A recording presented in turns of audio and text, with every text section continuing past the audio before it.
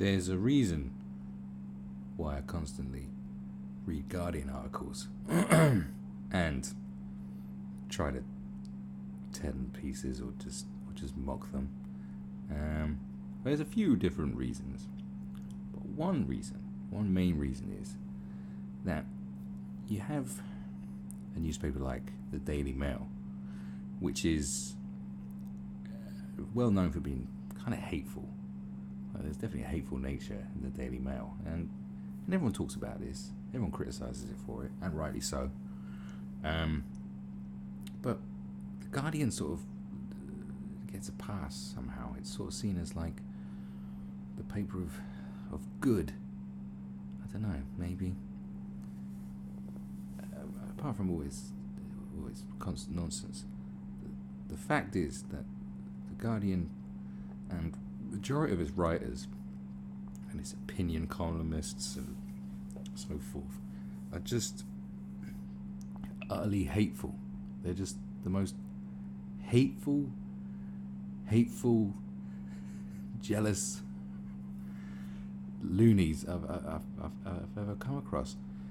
There seems to be this sort of brand of journalism that is just, let's just find a fucking problem with everything, like literally everything. Let's just find a problem. Like, there's nothing they cannot have a problem with. There's nothing that they will not hate on. Like, this is what fuels them. It's just this anger and this disdain for everything.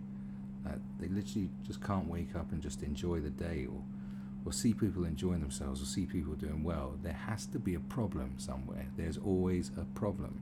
As if society has become so so messed up and so horrific that it just everything needs to be pointed out. Like, do you know what I'm saying? Like one of those people who's never happy. You know, the people who sit there when you go out and they just hate on everything, saying, "No, I don't like that. No, I don't like it here. No, it's just rubbish. No." Like, they are that person. Just the person who just cannot lighten the fuck up. And this is just one of the most perfect and ridiculous examples of this. Look at this. Is Snapchat's gender swap filter seriously worrying or just silly fun? The majority of people would just say it's silly fun. But not our Madawi. No, she can't allow people just to have simple, silly fun. There has to be some sort of layer, some depth of evil to this. Because, of course, there has to be, hasn't there? There has to be. Can stuff not just be, some stuff just isn't that deep. Like, I had a friend who I worked with, and she always used to, her saying was always like, it's just really not that deep. It's not that deep. And if it was deep, then she'd say it was deep. She'd go, it's like, it's just not that deep. And this pretty much, is the perfect example of lack of depth. like, I too wanted to see male me, but it's ironic that an app that encourages you to play with gender has such a binary view of it.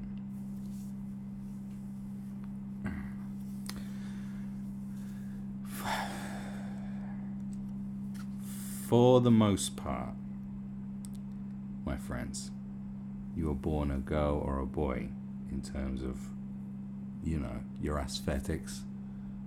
That's just the way it is. Even, hermaphrodites are still like more one way than they are the other, even though they might have both sets of genitals. This is how it is. Whatever your views are on how many genders there are, or if you're born with a female brain in a male body, or vice versa, whatever it may be, it's still this and that. It's pretty much is that. Just like every species. I don't know why human beings think they're so special that, they defy nature in such a way. That we are superior. These gender fluid beings are superior to dogs and dolphins. I don't know. I know where that comes from is our ingrained narcissism from when we're born, I suppose. You may remember Snapchat. Oh, you may remember it. Oh, you may remember Snapchat. Oh, little slide dig, first line. The app used to be hugely popular and then suddenly became irrelevant. Oh. Thanks to its viral new gender swapping filter, however, Snapchat is back. Well, this is just like your opinion, man. People are downloading the app in droves to see what they would look like as the opposite gender. Even the brackets male England cricket team has got in on the action. Honestly, if they all looked like that in real life, I would be the biggest cricket fan in the world. Is she a lesbian? Anyway, I've always thought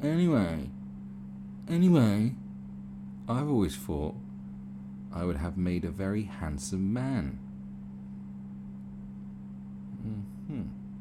So when I heard about the Snapchat filter, I was quick to try it out. Well, quick may not be the most accurate descriptor.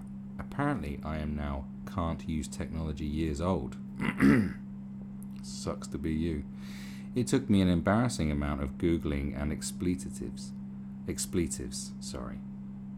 to figure out how to download the gender swapping function. I guarantee you, I've never had Snapchat. I might download it, and just to prove a point that it's probably not that difficult. Anyway, after all that trouble, I can't tell you how upset I was to find out that the male me looks like a sex offender.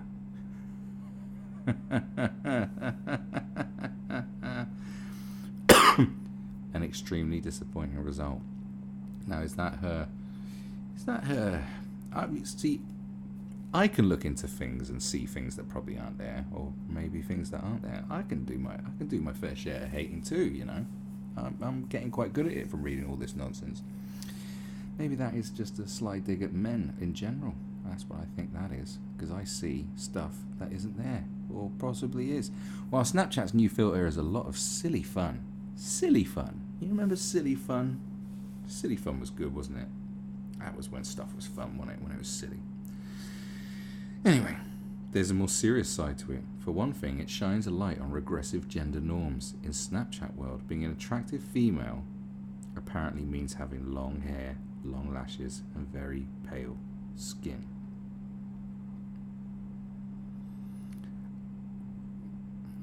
Now, I don't know nothing about it, really. I've seen lots of people fucking with it. But I'm going to put a bet on that if you're black, you'll still be black when you turn into a woman. Or a man, whatever. I'm gonna... because we certainly would have heard about that, wouldn't we? That would be the top news story over, the persecution of protesters in Sudan. That would be the top story that the world needs to be angry about, for sure. So, I don't know. Meanwhile, being a man means having a square jaw, short hair, thick eyebrows, and a beard. Well, check these out. No beard. Jaw, not so square. But short hair. No. I've got two. Yeah, I've got two, I know. It's somewhat ironic that an app that encourages you to play with gender has such a binary view of it.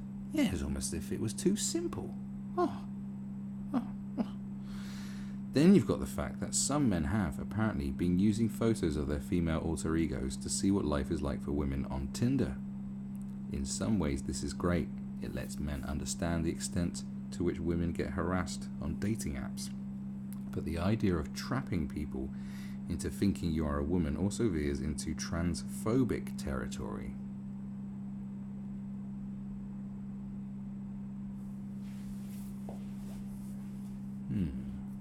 Okay. Now, the idea of trapping people into thinking you are a woman also veers into transphobic territory. Okay, I'm just gonna lay this down. Okay. Look, some people, right, don't want to sleep with a woman that is actually a dude. I hate to break it to you. All right, it's just the way it is, and vice versa. Some people just ain't into it.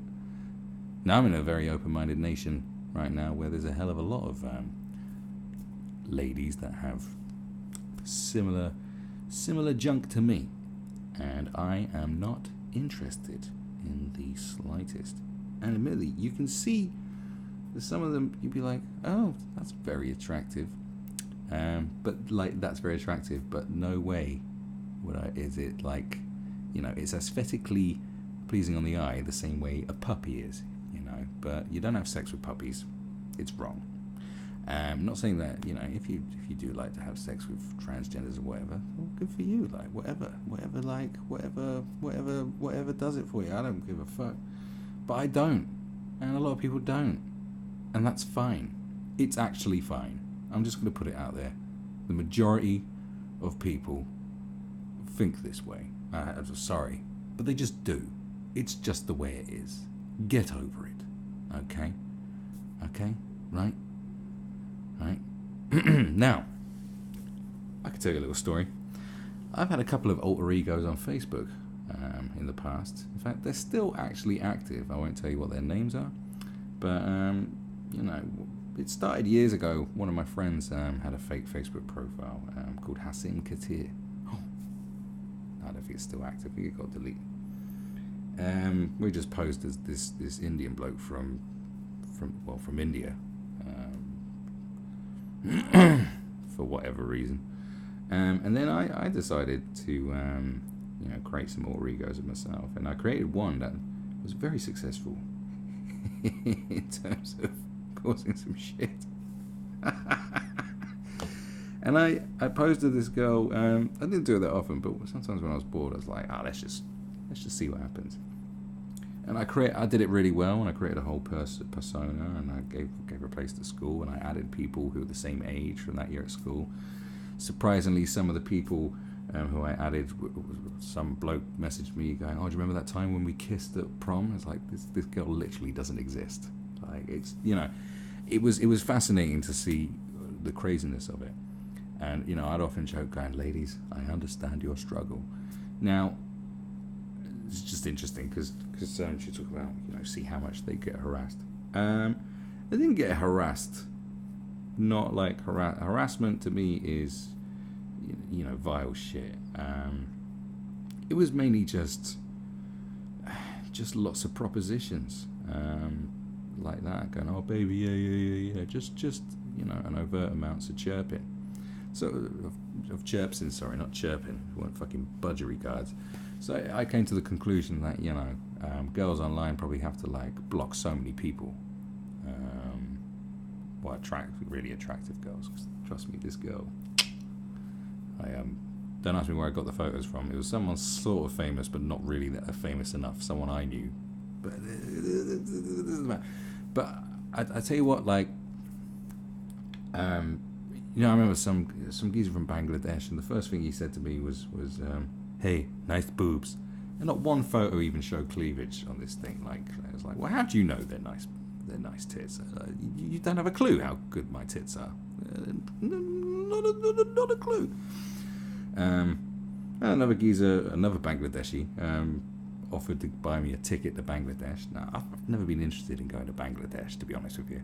So I was like, I need to start adding people from somewhere where I want to go. See if I can actually get a plane ticket. I know that it's fraud. It's kind of fraud, but if you're that dumb to do it, I mean, there's certain levels of defrauding people, I suppose, where it's like, come on, come off it, really. One guy was gonna rent out a hotel room and wanted me there waiting with some champagne. I was sort of dropping little hints, and we almost got into a hotel room with a bottle of champagne waiting for us, and we're just going to pop the bottle, me and a couple of mates, and just wait there for him, and that'll be about it. See what happened. I got one geezer to come round my mate's flat, thinking he was going to have sex with me.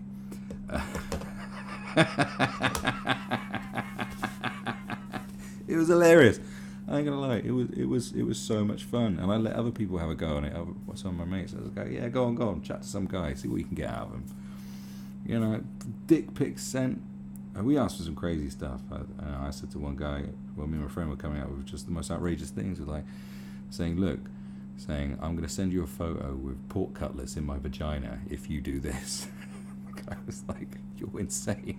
I was going, what, do you not think I'm attractive? This is what I want to do. Just loads of man shit. But I never had, even when I was winding people right up, I never had anything like, it was just sad, pushy, desperate, that kind of shit, but nothing like, nothing that made me go, oh, good God. But like the guy whose first line was like, hey, nice boobs, it's like, what kind of a person are you? This just baffled me. It's like how many men are not getting sex is what I started thinking after. It's like, because like, what, you know, I can never think of any sort of one-liner. I'll just go, all right, you right? That's just be it. I was like, hey, you right? All right. Like, how do men, what are some men up to? It blew my mind. It was interesting.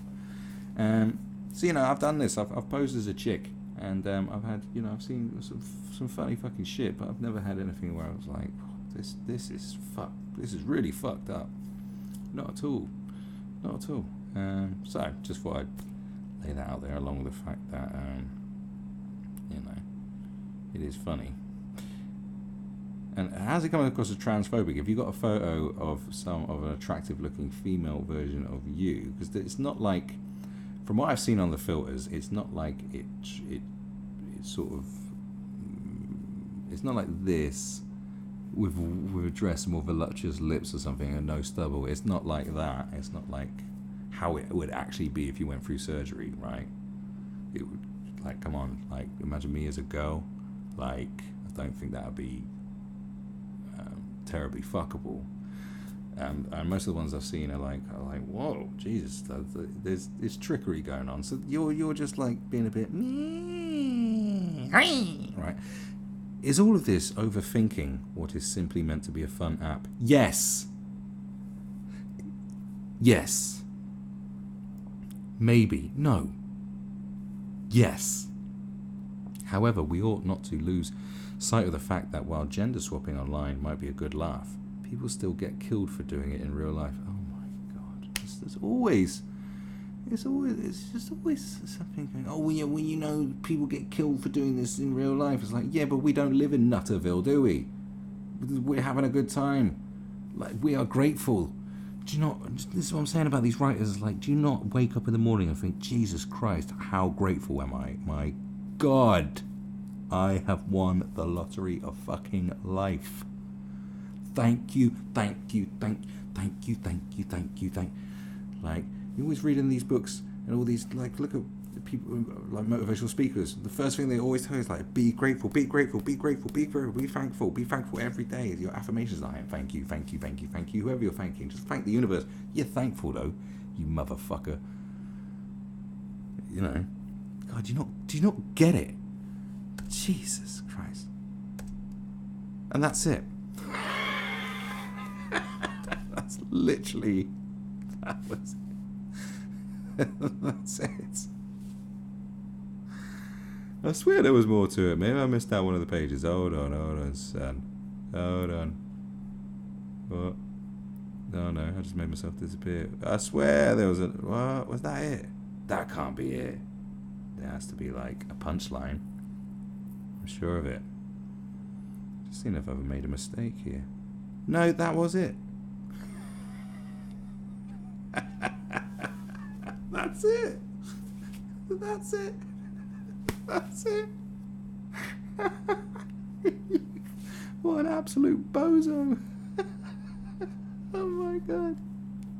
That was it. That's all we had to say. Oh my God. I'm done.